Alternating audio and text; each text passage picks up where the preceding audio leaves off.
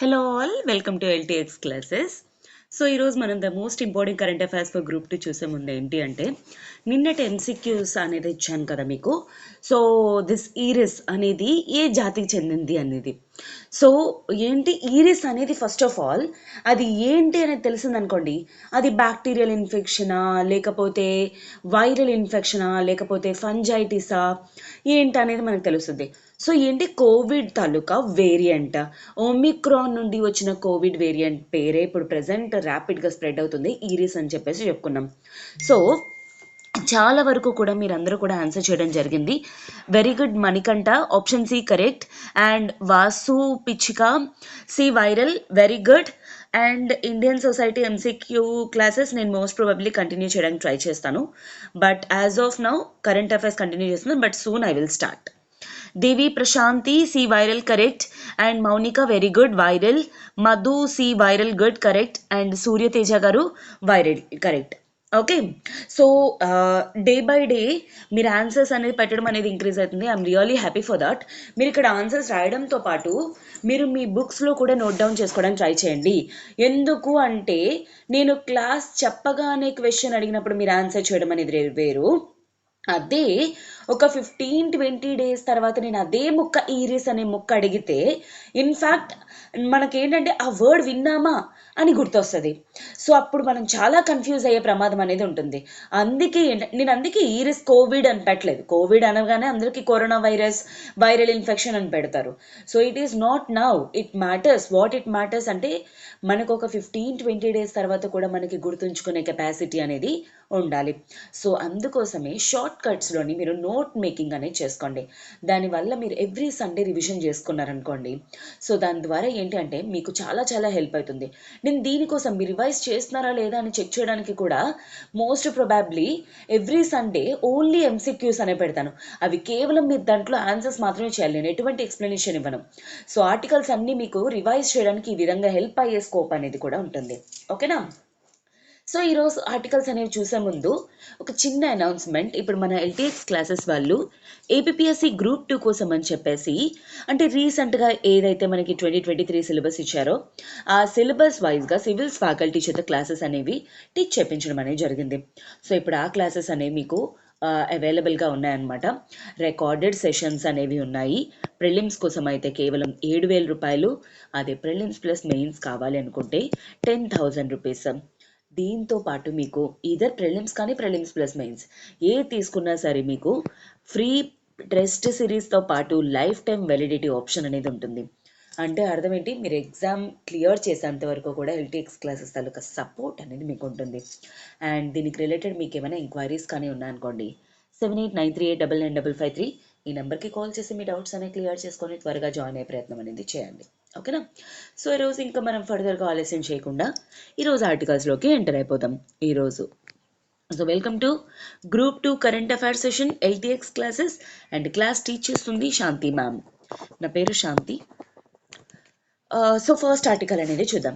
First article వచ్చేసరికి this is very very important. ఎందుకంటే recent trends ప్రకారంగా మనం చూస్తే క్వశ్చన్స్ అనేవి ర్యాంకింగ్స్, అలానే మనకి ఏంటి ఎవరు ఏ ర్యాంకింగ్ ఇస్తున్నారు అండ్ ఇండియా తాలూకా ర్యాంకింగ్ గురించి మోస్ట్ ఇంపార్టెంట్ క్వశ్చన్స్ అనేవి వస్తున్నాయి. సో దాంట్లో రీసెంట్గా ఏంటి అంటే internet resilience index, internet resilience index అనే ఇండెక్స్ అనేది రిలీజ్ చేయడం అనేది జరిగింది. First of all internet resilience index అంటే దేని గురించి మేడం అంటే ప్రతి కంట్రీలో కూడాను, అంటే ఫర్ సపోజ్ పర్టికులర్ కంట్రీలో తీసుకున్నామంటే ఆ కంట్రీలోని ఇంటర్నెట్ సెక్యూరిటీ ఎంత ప్రొవైడ్ చేస్తున్నారు, ఎంతవరకు ప్రజలకు ఇంటర్నెట్ అనేది రీచ్ అవుతుంది, ఎంత తక్కువ ప్రైసెస్కి ఇంటర్నెట్ అనేది ప్రజలకి దొరుకుతుంది అని వాటన్నిటిని బేస్ చేసుకొని రెసిలియన్స్ ఇండెక్స్ అనేది ఇస్తారనమాట. సో ఇంటర్నెట్ అంటే ఈరోజు ఇంటర్నెట్ లేదనుకోండి, ఆఫ్ కోర్స్ మీరు నా క్లాసు వినలేరు, నేను అసలు ముందు క్లాసే చెప్పలేను. Okay, this is what the importance of internet అనమాట. ఇంటర్నెట్ వల్ల మెయిన్ ఇంపార్టెంట్ ఏంటి, ప్రజలకి అన్ని ఇన్ఫర్మేషన్ అనేది టైంకి ప్రాపర్గా రీచ్ అయ్యే స్కోప్ అనేది ఉంటుందన్నమాట. ఫేక్ న్యూస్ అనేది పక్కన పెట్టేయండి, బట్ జనరలీ న్యూస్ అనేది ప్రజలకి టు ద కోర్, అంటే అర్థం ఏంటి, చివరి వరకు రీచ్ అవ్వడానికి, చివరి పర్సన్ వరకు రీచ్ అవ్వడంలోని ఇంటర్నెట్ అనేది చాలా దారుణంగా హెల్ప్ చేస్తుంది అనమాట. So that is what internet resilience index. And ఈ రెసిలియన్స్ ఇండెక్స్ అనేది ఇచ్చింది ఎవరు, ఒక గ్లోబల్ లెవెల్లోనే ఏంటి అంటే ఒక నాన్ ప్రాఫిట్ ఆర్గనైజేషన్ అనమాట. ఆ నాన్ ప్రాఫిట్ ఆర్గనైజేషన్ పేరే internet society. Internet society various countries అందరికీ కూడా ర్యాంకింగ్ అనేది ఇస్తూ, అంటే మన సౌత్ ఏషియాలోనే, ఎస్పెషల్లీ సౌత్ ఏషియన్ రీజియన్లోని డిఫరెంట్ కంట్రీస్కి అనేవి ర్యాంకింగ్ చేస్తూ ఇండియా తాలూకా ర్యాంకింగ్ అనేది, ఇండియా తాలూకా ర్యాంకింగ్ అనేది 6th పొజిషన్లో పెట్టడం అనేది జరిగింది. ఓకే, అయితే 6th పొజిషన్లో ఉండడం వల్ల మనకి ఎంత పర్సంటేజ్ అనేది ఉంది, 43%. ఈ 43%ని ఎలా క్యాలిక్యులేట్ చేశారో కూడా నేను మీకు చెప్తాను, సో దాట్ మీకు మైండ్లో గుర్తుండిపోతుంది. గుర్తుపెట్టుకోండి, ఈ ర్యాంకింగ్ అనేది 4 ఇండికేటర్స్ని బేస్ చేసుకొని. ఏంటవి, first of all infrastructure. Madam infrastructure అంటే ఏంటి, ఈరోజు మనకి నార్మల్గా మొబైల్ ఉందనుకోండి ఎవరికైనా సరే, సో నార్మల్గా సిమ్ ఉంటే సరిపోతుంది, దాంట్లో మనం రీఛార్జ్ చేసుకుంటే. కానీ చాలామంది ల్యాప్టాప్స్, ట్యాబ్స్ అనేవి వాడతారు. అలాంటప్పుడు వాళ్ళు డైరెక్ట్గా కనెక్ట్ చేయగలరా? అఫ్ కోర్స్ కావాల్సింది వైఫై. ఆ వైఫై తాలూకా ఆ వైర్లు కానీ, ఆ బాక్స్ కానీ, that is called as infrastructure. అంటే ఇంటర్నెట్ సెటప్ చేయడానికి కావాల్సిన రిక్వైర్మెంట్ మెటీరియల్స్ని ఇన్ఫ్రాస్ట్రక్చర్ కింద మనం చెప్పుకోవచ్చు అనమాట. అయితే ఇన్ఫ్రాస్ట్రక్చర్ 31% పర్ఫార్మెన్స్ అనమాట. అంటే ఏ విధంగా ఇంటర్నెట్ అనేది పర్ఫామ్ చేస్తుంది, ఎంత స్పీడ్గా వర్క్ చేస్తుంది ఎట్సెట్రా అనమాట. అలానే సెక్యూరిటీ. సెక్యూరిటీ అనేది ఇండియాలోని మనకి హైయెస్ట్. ఇండియా ర్యాంకింగ్ అనేది ఇన్ఫ్యాక్ట్ 43 పొజిషన్లో ఉండడానికి గల మెయిన్ కారణం వచ్చేసరికి సెక్యూరిటీ అనమాట. ఇది కూడా మీకు ఎక్స్ప్లెయిన్ చేస్తాను. And next last but not least, ఎందుకంటే 4 indicators. Market readiness. Market readiness అంటే ఏంటి, ఎంత కాంపిటేటివ్గా ఉంది అంటే అర్థం ఏంటి, ఇప్పుడు ఫర్ ఎగ్జాంపుల్ XYZ అనే 3 టెలికాం కంపెనీస్ అనేవి ఉన్నాయి. X అనేది ఇంటర్నెట్ అనేది 1 GB 1 రూపీకి ఇస్తుంది. అలానే Y అనే కంట్రీ 1 రూపీ కంటే తక్కువ, Z అనే కంట్రీ 50 పైసాకి ఇస్తుంది. దాట్ అంటే కాంపిటేటివ్నెస్ ఉందా లేదా అని చెక్ చేసేదాన్ని మార్కెట్ రెడీనెస్ కింద మనం చెప్పుకోవచ్చు అనమాట. అయితే ఈ 4 పర్ఫార్మెన్స్ ఇండికేటర్స్ బట్టి ఈ ర్యాంకింగ్ అనేది ఇస్తారు. అయితే ఇండియా వచ్చేసరికి మనకి 6th పొజిషన్లో ఉండడానికి కారణం, ఫస్ట్ వచ్చేసరికి సౌత్ ఏషియాలోని ఫస్ట్ వచ్చేసరికి Bhutan. Okay, Bhutan country first పొజిషన్లో ఉండడం అనేది జరిగింది. అయితే నేను ఇక్కడ మీకు ఇంకొక పాయింట్ చెప్పాను, ఇది కూడా మోస్ట్ ప్రొబాబ్లీ క్వశ్చన్ అడుగుతారని నేను ఎక్స్పెక్ట్ చేస్తున్నాను. సో అందుకే దీన్ని మీకు చెప్తున్నాను అనమాట. సో మనకి సెక్యూరిటీలోని వచ్చేసరికి నేను ఏం చెప్పాను మీకు, ఇండియాలోని హైయెస్ట్ పర్సంటేజ్ వచ్చేసరికి మనకి సెక్యూరిటీ వల్ల, అందుకే కనీసం మనకు అంత పర్సంటేజ్ అయినా ఉంది అని చెప్పేసి చెప్తున్నాను. అయితే ఆ సెక్యూరిటీ అనేది ఇప్పుడు మనకి హైయెస్ట్ ఉండడానికి గల కారణం ఏంటి అంటే, ఇండియా తాలూకా ఇంటర్నెట్ ప్రోటోకాల్ సెక్యూరిటీ మెషిన్ ఉంటుంది కదా, అది IPv4 నుండి ఇంటర్నెట్ ప్రోటోకాల్ V6లోకి అప్గ్రేడ్ అవ్వడం అనేది జరిగింది. ఈ అప్గ్రేడేషన్ వల్ల మన సెక్యూరిటీ అంటే ఏంటి, అంత ఈజీగా ఇంటర్నెట్ని హ్యాక్ చేయడం అనేది కుదరదనమాట. So that increasing the security is called as. So if at all మీకు క్వశ్చన్ వచ్చింది అనుకోండి, ఏ IPv అంటే ఎటువంటి సెక్యూరిటీ నెట్వర్క్స్ అనేవి మనం వాడుతున్నాం, ఇట్ ఈస్ IPv6. ఇది మాత్రం గుర్తుపెట్టుకోవడానికి ట్రై చేయండి, ఓకేనా. So this you need to remember, and I'm moving. So this is important from 6th ranking అని చెప్పేసి కానీ, లేకపోతే ఫస్ట్ భూటాన్ కానీ, ఎవరిచ్చారు ఏంటి, ఇలాంటివన్నీ కూడా మనం గుర్తుపెట్టుకోవడం అనేది వెరీ వెరీ ఇంపార్టెంట్ అనమాట, ఓకేనా.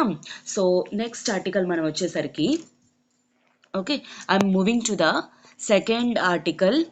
సెకండ్ ఆర్టికల్ వచ్చేసరికి రష్యా గురించి అనమాట, lunar mission. This is science and టెక్నాలజీలో అగైన్ ఇంపార్టెంట్. మేడం ఎందుకు ఇది ఇంపార్టెంట్ అని అంటే, సో మనం రీసెంట్గా చంద్రయాన్-2 అనేది లాంచింగ్ అనేది చూసాం, రైట్. లూనార్ ఆర్బిట్లోకి రీచ్ అవ్వడం కానీ ఎట్సెట్రా ఇదంతా కూడాను.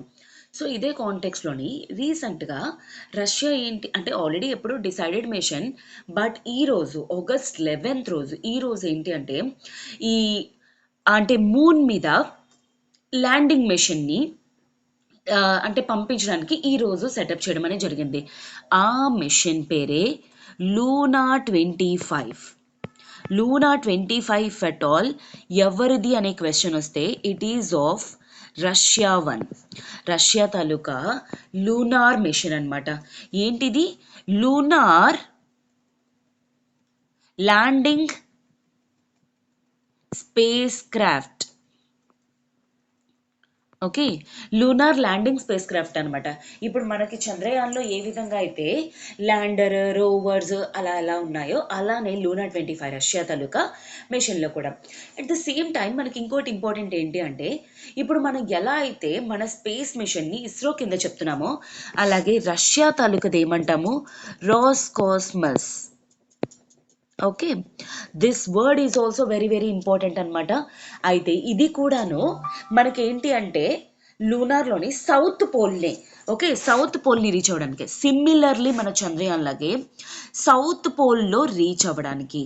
ఎందుకు అంటే అక్కడ మాస్ ఐసీ క్రిస్టల్స్ అనేవి ఉన్నాయి అని చెప్పేసి అనుకుంటున్నారు. ఒకవేళ అక్కడ కానీ ల్యాండ్ అయితే ఆ ల్యాండ్లోని ఉన్న ఆల్మోస్ట్ దగ్గర దగ్గర వరకు 15 సెంటీమీటర్స్ డెప్త్ వరకు కూడా సాయిల్ కలెక్ట్ చేసి ఆ శాంపిల్స్ తీసుకొని రావడం ద్వారా అక్కడ ఇంతకుముందు ఐసీ డిపాజిట్స్ ఉండేవా, లేకపోతే ప్రెసెంట్ ఏమున్నాయి, సో ఒకవేళ లైఫ్ అనేది పాసిబిలిటీ ఉందా, లేకపోతే ఇంతకుముందు ఏమైనా ఉండిందా, ఇలాంటివన్నీ తెలుసుకోవడం కోసం అని చెప్పేసి 15 సెంటీమీటర్స్ వరకు డెప్త్ కలిగిన ఆ ఐసీ డిపాజిట్స్ దాన్ని కలెక్ట్ చేయడం అనేది మెయిన్ ఇంపార్టెంట్ టార్గెట్. కాకపోతే ఒకటి ఏంటి అంటే రాస్కాస్మస్ ఏం చెప్పారంటే చంద్రయాన్కి ఈ లూనా 25కి లింక్ ఏం లేదు. ఎందుకంటే మన సౌత్ పోల్, మన ల్యాండింగ్ సౌత్ పోల్ అనేది వేరు, అలానే ఈ లూనా 25 తాలూకా ల్యాండింగ్ పోల్ అనేది సో డిఫరెంట్ కింద చెప్పడం అనేది జరిగిందనమాట. ఇది ఆల్మోస్ట్ ఈ స్పేస్ క్రాఫ్ట్ అనేది 1.8 టన్స్ అనమాట.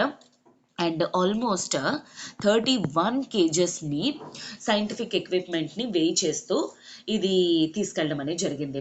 సో ఆల్మోస్ట్ ఒక 5 to 7 days వరకు కూడా మూన్ ఆర్బిట్లోని, లూనార్ ఆర్బిట్లో తిరిగిన తర్వాత అది ఎంటర్ అవుతుంది అనమాట. ఏ పోల్? సౌత్ పోల్లోకి. అది మాత్రం గుర్తుపెట్టుకోవడానికి ట్రై చేయండి, ఓకేనా? సో దీనివల్ల ఏంటి అంటే మెయిన్ ఇంపార్టెంట్ థింగ్ ఏంటి అంటే ఈ రష్యాకి చాలా చాలా ఇంపార్టెంట్ పే బ్యాక్. అంటే 2021లోనే యాక్చువల్లీ లాంచ్ చేయాల్సింది, బట్ బికాస్ చాలా ప్రాబ్లమ్స్ అనేవి ఫేస్ చేయడం వల్ల and various countries taluka support అనేది లేకపోవడం వల్ల అండ్ తర్వాత యూక్రెయిన్ రష్యా క్రైసిస్ వల్ల డిఫరెంట్ రీజన్స్ వల్ల యాక్చువల్లీ లాంచ్ చేయలేకపోయింది. బట్ ఈ రోజు August 11th రోజు దీన్ని లాంచ్ చేయబోతున్నారు. దిస్ ఈజ్ ఆల్సో గ్రేట్ అనమాట. ఒకవేళ సక్సెస్ అయినట్లయితే దిస్ ఈజ్ ఆఫ్టర్ 50 years తర్వాత, దగ్గరగా లాస్ట్ టైం 1972లో లాంచ్ చేశారు. ఆ తర్వాత ఇప్పటి వరకు కూడా లాంచ్ చేయలేదు మూన్ మీదకి ఏది కూడా. సో దిస్ లూనా 25 ఏదైతే ఉందో అది 50 years తర్వాత ఫస్ట్ టైం డైరెక్ట్గా ల్యాండింగ్ చేస్తున్నది రష్యా తాలూకా స్పేస్ క్రాఫ్ట్ కింద మనం చెప్పుకోవచ్చు. అందుకే దీని ఇంపార్టెన్స్ అనమాట, ఓకేనా? So that is important science and technology పరంగా. నెక్స్ట్ ఆర్టికల్ వచ్చేసరికి మనకి ఏంటి అంటే, సో దిస్ ఈజ్ ఇది వచ్చేసరికి మనకి ఏంటి అంటే వినండి. First of all Airtel payments bank. So this is the first payment bank in India. మనందరం ఆల్మోస్ట్ చాలామంది యూస్ చేస్తూ ఉంటున్నారు ఎయిర్టెల్ పేమెంట్ బ్యాంక్. అంటే మేడం పేమెంట్ బ్యాంక్కి డిఫరెన్స్ ఏంటి? ఆబ్వియస్లీ దీంట్లో ఏంటి అంటే మన నార్మల్ బ్యాంక్స్లో ఏ విధంగా అయితే లోన్ టేకింగ్, డిపాజిట్స్ ఎక్కువ పెట్టడం అలా కాకుండా ఏంటంటే లోన్ ఫెసిలిటీస్ అనేవి ఉండవు. డిపాజిట్ ఫెసిలిటీ అనేది కూడా లిమిటెడ్ వరకు ఉంటుంది and loan facility very very limited to the limited customers అన్నట్టు ఉంటుందన్నమాట. సో అలాంటి రెస్ట్రిక్షన్స్ ఉన్న బ్యాంక్ని, అంటే ఇది ఫుల్ ఫ్లెడ్జ్డ్గా కంపెనీ కాదు, సారీ బ్యాంక్ కాదు, అందుకే దీన్ని పేమెంట్ బ్యాంక్ కింద చెప్తారు. అయితే ఇండియాలోని ఫస్ట్ పేమెంట్ బ్యాంక్ వచ్చేసరికి ఎయిర్టెల్ పేమెంట్ బ్యాంక్. సిమిలర్లీ ఇండియాలోనే ఫస్ట్ బ్యాంక్లో ఎన్వైర్మెంటలీ ఫ్రెండ్లీగా ఆలోచించిన బ్యాంక్ కూడా ఎయిర్టెల్ పేమెంట్ బ్యాంక్. ఎందుకు అంటే ఇండియాలోని ఉన్న కార్బన్ డైఆక్సైడ్ ఎమిషన్స్ని కానీ లేకపోతే రిలీజ్ అవుతున్న ప్లాస్టిక్ వేస్ట్ని కానీ వీటన్నిటిని దృష్టిలో పెట్టుకొని రీసెంట్గా for the first time Airtel payment bank అనే వాళ్ళు first ఎన్వైర్మెంటలీ based echo friendly debit cards అనేవి రిలీజ్ చేయడం జరిగింది. సో నార్మల్లీ మన డెబిట్ కార్డ్స్ అనేవి యూజ్ చేస్తూ ఉంటాం. అంటే మనకి ఎవరికైతే సేవింగ్ డిపాజిట్స్ ఉన్నాయో వాళ్ళందరికీ కూడా డెబిట్ కార్డ్స్ అనేవి తెలిసిందే. వాటి మెటీరియల్ ఏంటి? Polyvinyl chloride. Okay, PVC material అనమాట. బట్ ఇప్పుడు దీన్ని రీసైకిల్ పీవీసీ కింద మార్చి ఈ డెబిట్ కార్డ్స్ని యూజ్ చేయడం అనేది జరుగుతుంది. ఇది ఏంటిది, ఎన్వైర్మెంటలీ హార్మ్ఫుల్. వేరాస్ ఆర్పీవీసీ, ఆర్ అంటే ఏంటి, recycled ones. PVC they are actually environmentally eco friendly debit cards అనమాట. సో వీటిల్ని రిలీజ్ చేస్తుంది ఈ ఆర్పీవీసీ అనేది. సో సర్టిఫైడ్ అనమాట, ఇవి ఎకో ఫ్రెండ్లీ మెటీరియల్. దీనివల్ల ఏంటి అడ్వాంటేజ్ అంటే, ప్రతి 50,000 కార్డ్స్ రిలీజ్ చేసిన దానికి కూడాను ఆల్మోస్ట్ 350 కేజెస్ తాలూకా కార్బన్ డైఆక్సైడ్ ఎమిషన్స్ అనేవి రెడ్యూస్ అవుతాయి నార్మల్ పీవీసీ కార్డ్స్ తోటి కంపేర్ చేస్తే. అదేవిధంగా నార్మల్ కార్డ్స్తో కంపేర్ చేయడం వల్ల 43% వరకు కూడాను హైడ్రోకార్బన్ అనేది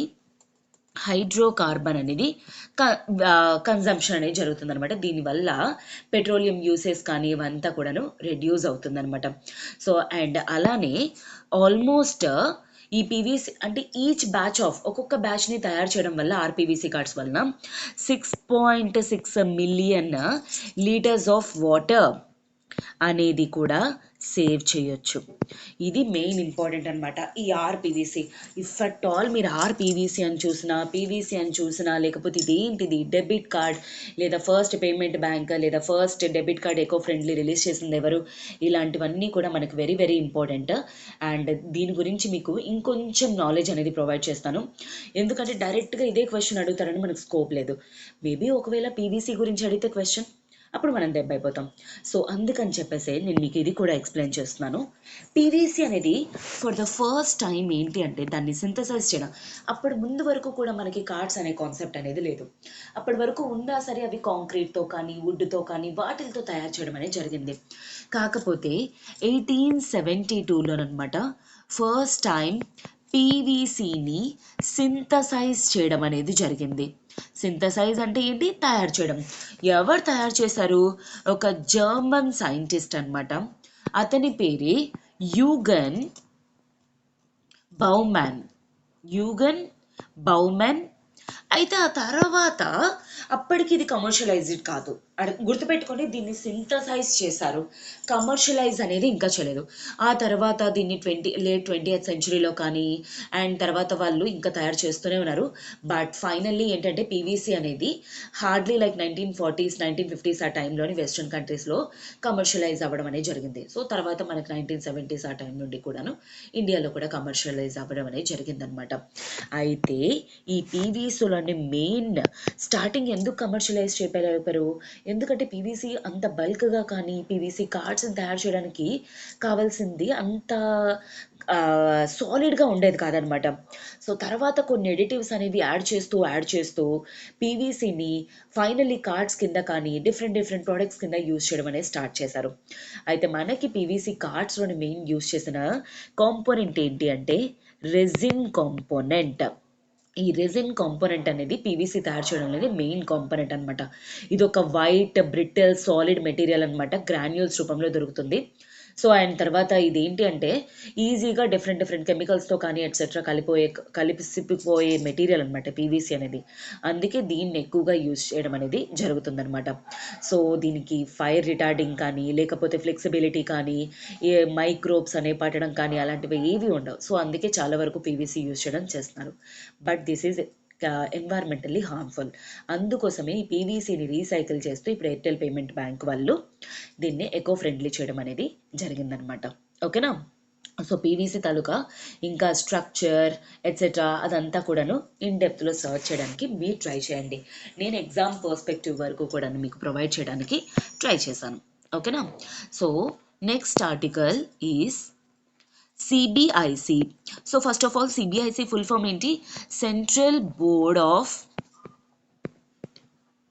ఇండైరెక్ట్ ట్యాక్సెస్ అండ్ కస్టమ్స్. అయితే ఈ ఫుల్ ఫామ్ చూసరికి అర్థం అవ్వాలి. దిస్ ఇస్ ద బాడీ, మనకి indirect taxes and customs collection కోసం అని చెప్పేసి ఈ సిబిఐసి బాడీ అనమాట. అయితే రీసెంట్గా అప్పటి ముందు వరకు కూడాను మనకి వివేక్ జోహ్రీ అనే చైర్మన్ ఉండేవారు. బట్ రీసెంట్లీ చైర్మన్ని మార్చడం అనేది జరిగింది. ఎవరు అపాయింట్ చేశారు? మినిస్ట్రీ ఆఫ్ ఫినాన్స్ అపాయింట్ చేశారు. ఇప్పుడు ఎవరు? సంజయ్ కుమార్ అగర్వాల్. సంజయ్ కుమార్ అగర్వాల్. ఇంతకు ముందెవరు? వివేక్ జోహ్రీ. అంటే ఓల్డ్ క్యాండిడేట్ పేరు కూడా మనం గుర్తుపెట్టుకోవడం అనేది మోస్ట్ ఇంపార్టెంట్. ఎవరు? వివేక్ జోహ్రీ.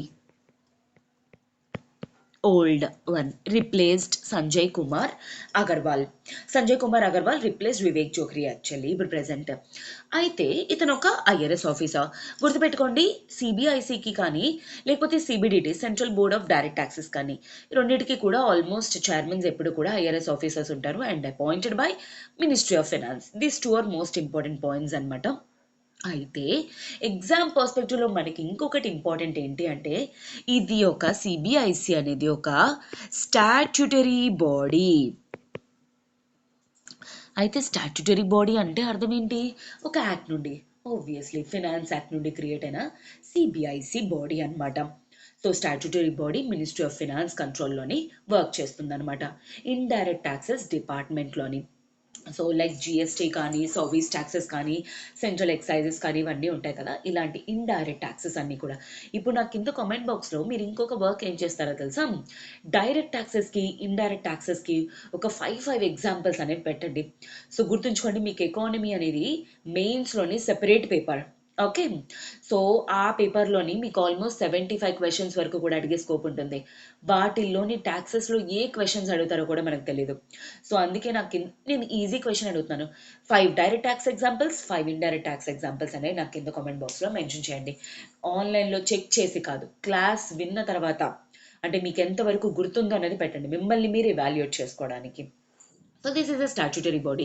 అయితే ఎప్పుడు దీన్ని అసలు యాక్చువల్లీ ఇది హార్డ్లీ 1964 తర్వాత దీన్ని ఫౌండ్ చేయడం అనేది జరిగింది. బట్ 2000 తర్వాత ఇది ఒక సెపరేట్ బాడీ అయింది.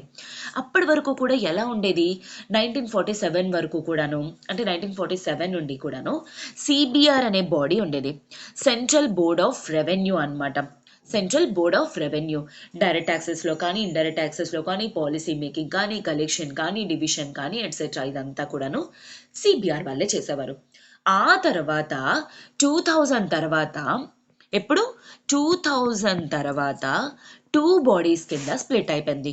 ఒకటి సిబిడిటి, ఇంకొకటి CBIC, central board of direct taxes కోసం అనమాట అది, and central board of indirect taxes and customs. So indirect taxes కోసం అని చెప్పేసి అనమాట. సిబిఐసికి కానీ, సిబిడిటికి కానీ IRS officer and other members అనే వాళ్ళు ఉంటారు. చైర్మన్ కూర్చుంటారు అనమాట. ప్రెసెంట్ వచ్చేసరికి మనకి ఎవరు? చైర్మన్ సంజయ్ కుమార్ అగర్వాల్. ఓకేనా? So this is important from exam perspective అనమాట. అండ్ గుర్తుంచుకోండి, ఇండియాలోని ఇండైరెక్ట్ ట్యాక్సెస్ కస్టమ్సే కాకుండా ఇంకా ఇదేం చేస్తుంది? ట్యాక్స్ ఇవేషన్ కానీ, స్మగ్లింగ్ కానీ అలాంటివి ఏం చేస్తున్నా అలాంటివి ప్రివెంట్ చేయడంలో కూడా ఇది యాక్టివ్ రోల్ అనేది ప్లే చేస్తుంది. ఓకేనా? ఎందుకంటే ఇఫ్ అట్ ఆల్ దీని ఆబ్జెక్టివ్స్ ఏంటి అన్నా సరే మనం అడిగే పొజిషన్లో, చెప్పే పొజిషన్లో ఉండాలి. Okay, next last article for today. So రోజు మనం ఒక ఇంపార్టెంట్ డే గురించి కూడా డిస్కస్ చేస్తాం కదా.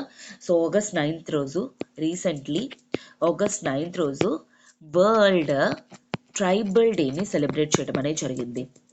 అయితే మేడం, ఇది మన ఇండియాలోని ఇంపార్టెన్స్ ఎందుకో, ఈధర్ ఏపీలో కానీ ఇండియా వైడ్ కానీ ట్రైబల్స్ అనేవాళ్ళు మంచి, అంటే ఎక్కువ పర్సెంట్ అనేవాళ్ళు ఇండియన్ పాపులేషన్లో ఉండడం జరిగింది. అలానే ఏపీలో కూడాను మనకి విశాఖపట్నంలోని ఇంకా మనకి నల్లమల్ల ఫారెస్ట్ దగ్గర కానీ ఇలాంటి ట్రైబ్స్ అనేవాళ్ళు ఎక్కువ కమ్యూనిటీస్ అనేవి ఉండడం వల్ల వీటి ఇంపార్టెన్స్ అనేది ఉంటుంది.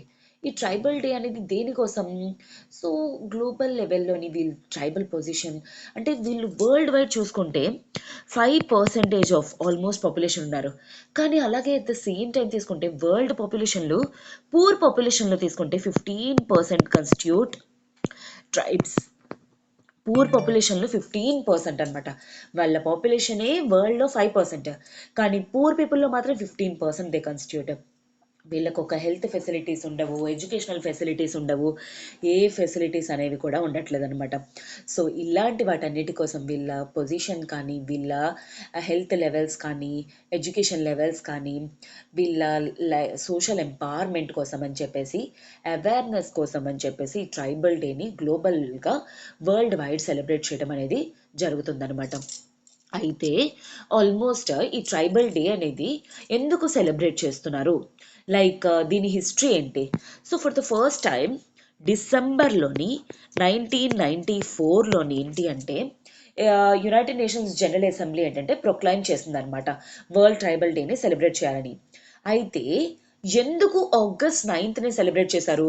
బికాస్ 1982లోని ఫర్ ద ఫస్ట్ టైం ఏంటి అంటే protection of human rights, protection of human rights for tribes మీద ఒక కమిషన్ అనేది ఏర్పాటు చేసి డిస్కషన్ అనేది ఆగస్ట్ 9th రోజు జరగడం వల్ల 1994లోని యునైటెడ్ నేషన్స్ జనరల్ అసెంబ్లీ ఉంగా ఈ డెసిషన్ అనేది తీసుకోవడం జరిగింది.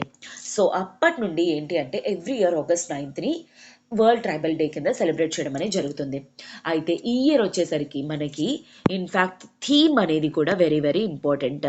థీమ్ ఏంటి? Indigenous youth. ఇండిజినస్ యూత్ అంటే ఏంటి? ట్రైబల్ యూత్ అన్నమాట. Indigenous youth as agents of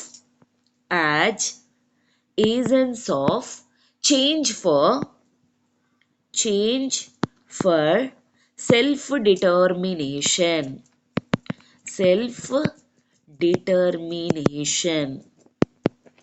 okay. So indigenous youth as agents of change for self determination అంటే ఏంటి? ఇప్పుడు ప్రెసెంట్ సోషల్ మూమెంట్స్ కానీ ఎన్వైరన్మెంటల్ మూమెంట్స్ చేయడంలోని ఇండిజినస్ యూత్ అనేవాళ్ళు చాలా యాక్టివ్ రోల్ అనేది ప్లే చేస్తున్నారు. అట్ ద సేమ్ టైం ఈ ట్రైబల్స్ అనేవాళ్ళు వాళ్ళ పొజిషన్ని ఇంపవర్ చేసుకోవడంలోని వాళ్ళు ఫ్రంట్ లైన్లో ఉండాలి. ఎకనామిక్ ఎంపవర్మెంట్ కానీ, ఎడ్యుకేషనల్ ఎంపవర్మెంట్ కానీ, హెల్త్ ఎంపవర్మెంట్ కానీ ఇలాంటివి ఏం జరగాలన్నా సరే, చేయాలన్నా సరే యూత్ అనేవాళ్ళు ఫ్రంట్ లైన్ కింద ఉండాలి, ఫస్ట్ లైన్గా ఉండాలి అని చెప్పేసి అందుకు ఈ థీమ్ అనేది పెట్టడం జరిగింది. సో 2023 తాలూకా థీమ్ ఇది. Okay. So I hope this is clear for today. And వీటన్నిటిని కూడా షార్ట్ నోట్ మేకింగ్ లాగా చేసుకోవడం ట్రై చేయండి, ఎందుకంటే లాంగ్ లెంత్ స్టోరీస్ అనేవి నేను చెప్తున్నాను, బట్ ఎగ్జామ్ పర్స్పెక్టివ్లోని మీరు పాయింట్స్ అనేవి సైడ్కి నోట్ డౌన్ చేసుకోండి, రివైజ్ కూడా చేసుకోవచ్చు. ఓకేనా? So this is it for today students. Have a good day. And yeah, ఈరోజు క్వశ్చన్ అనేది చూసే ముందు ఒక చిన్న అనౌన్స్మెంట్. మన ఎల్టీఎక్స్ క్లాసెస్ వాళ్ళు ఇప్పుడు ఏపీఎస్సి గ్రూప్ 2 కోసం అని చెప్పేసి రీసెంట్గా రిలీజ్ చేయనటువంటి 23 సిలబస్ని బేస్ చేసుకుంటూ కూడా సివిల్స్ ఫ్యాకల్టీ చేత క్లాస్ అనేది టీచ్ చేయించడం అనేది జరిగిందనమాట. సో ఆ క్లాసెస్ అనేవి ఇప్పుడు రికార్డెడ్లో అవైలబుల్గా ఉన్నాయి. ప్రిలిమ్స్ అనేవి కేవలం 7,000 రూపాయలు, ప్రిలిమ్స్ ప్లస్ మెయిన్స్ రికార్డెడ్ కావాలి అనుకుంటే 10,000 రూపీస్లో అవైలబిలిటీగా ఉన్నాయన్నమాట. సో ఇఫ్ అట్ ఆల్ ఎవరైనా జాయిన్ అవ్వాలి అనుకుంటే త్వరగా జాయిన్ అయ్యే ప్రయత్నం అనేది చేయండి, ఎందుకంటే ప్రెసెంట్ మీకు ఫ్రీ టెస్ట్ సిరీస్ ఇంకా లైఫ్ టైం వ్యాలిడిటీ అనే 2 ఆపర్చునిటీస్ అనేవి ప్రొవైడ్ చేస్తున్నారు. దీనివల్ల ఎప్పటికప్పుడు మిమ్మల్ని ఇవాల్యుయేట్ చేసుకోవడానికి అండ్ ఎగ్జామ్ క్లియర్ చేసేంత వరకు కూడాను మీకు బ్యాక్గ్రౌండ్ సపోర్ట్ కింద ఎల్టీఎక్స్ క్లాసెస్ వాళ్ళు అనేవాళ్ళు ఉంటాం మేము ఎప్పుడు కూడా. అండ్ దీనికి రిలేటెడ్ మీకు ఏమైనా ఎంక్వైరీస్ కానీ ఉంటే 7893899553 ఈ నెంబర్కి కాల్ చేసి మీ డౌట్స్ అనేవి క్లియర్ చేసుకొని త్వరగా జాయిన్ అయ్యే ప్రయత్నం అనేది చేయండి. ఓకేనా? సో క్వశ్చన్ చూద్దాం. Yeah, internet resilience index given by. So exam మూమెంట్లో మనకి ఇండెక్స్ పేరే వెళ్ళే అందులోని ఆప్షన్స్ చూడండి. ఎగ్జామ్ మూమెంట్లో ఆప్షన్స్ కానీ అలా చూసారనుకోండి ఖచ్చితంగా మీరు కన్ఫ్యూజ్ అయ్యి పెట్టే స్కోప్ అనేది ఉంటుంది. అందుకోసమే దీన్ని నేను క్వశ్చన్ కింద ఇస్తున్నాను. మీరు ఏదైతే కన్ఫ్యూజ్ అవుతారో అనే స్కోప్ నాకు అనిపిస్తుందంటే ఆ క్వశ్చన్స్ నేను పెట్టడానికి మీకు ట్రై చేస్తున్నాను. Option A internet group, option B world internet community, option C internet society, option D world bank. మీరు చాలా వరకు ఆడ్ మ్యాన్ అవుట్లు చేయడానికి ట్రై చేస్తారు, అలాంటివి చేయకుండా గుర్తుంటుంది కాబట్టి కరెక్ట్గా పెట్టండి. అండ్ దీన్ని సైడ్ పాయింట్ కింద రాసుకోవడానికి ట్రై చేయండి, ఎందుకంటే ఎస్పెషల్లీ ఇండియా తాలూకా పొజిషన్ 6th పొజిషన్లో ఉండడానికి రీజన్ కింద డెఫినెట్లీ ఈ ఆర్టికల్ ఇంపార్టెన్స్ అనేది మనకు ఉంటుంది కరెంట్ అఫైర్స్లో. ఓకేనా? So this is it for today students. Have a good day. All the very best for your preparation. And మీకు ఇంకా ఏమైనా డౌట్స్ కానీ ఎట్సెట్రా ఏమైనా ఉంటే నాకు కింద కామెంట్ బాక్స్లో మెన్షన్ చేయడానికి ట్రై చేయండి. And keep posting your answers. Don't forget and don't skip your classes. Okay? So మీకు ఒకవేళ వీడియో కానీ నచ్చినట్లయితే please do like, share and subscribe to LTX classes channel. Have a good day. Take care.